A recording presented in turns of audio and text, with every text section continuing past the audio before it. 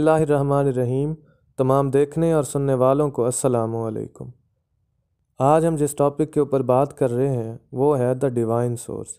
Actually हम लोग discuss कर रहे हैं द ओरिजिन ऑफ लैंग्वेज कि लैंग्वेज जो है उसका ओरिजिन कहाँ से हुआ और कहाँ से वो इंसानों तक पहुँची। डिवाइन सोर्स आप जानते हैं कि डिवाइन का क्या मतलब होता है। डिवाइन का मतलब ही यही होता है कि अल्लाह ताला की तरफ से अता की हुई कोई चीज़ या फिर अल्लाह ताला की तरफ से वही की हुई कोई चीज़।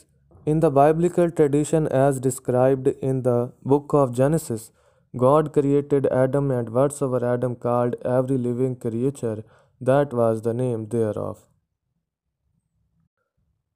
बाइबल जो है वो क्रिश्चियंस की एक मुक़द्दस किताब है।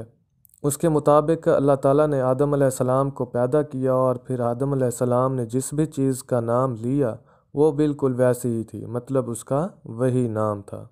अगर इस्लाम के मुताबिक देखा जाए तो इस्लाम भी हमें यही बताता है कि अल्लाह ताला ने आदम अलैहिस्सलाम को पैदा किया और फिर उन्हें तमाम चीज़ों के नाम बता दिए और फिर जब उनसे पूछा तो हज़रत आदम अलैहिस्सलाम ने बिल्कुल उनके सही नाम बताए।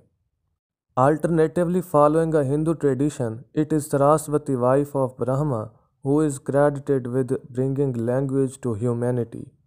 अगर हम लोग हिंदू जो है वो हिंदुओं के मज़हब के मुताबिक देखें तो इससे हमें पता चलता है कि ब्रह्मा जो है वो उनका एक खुदा है और सरस्वती उसकी वाइफ है।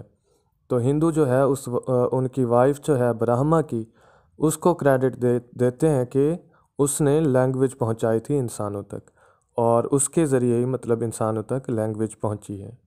तो ये थी हमारी आज की वीडियो। नेक्स्ट वीडियो में हम लोग दूसरी जो थ्योरीज़ हैं उनके ऊपर बात करेंगे। हमारा चैनल सब्सक्राइब और लाइक ज़रूर कीजिएगा ताकि हमारी हौसला अफजाई हो। नेक्स्ट वीडियो आने तक अल्लाह निगहबान।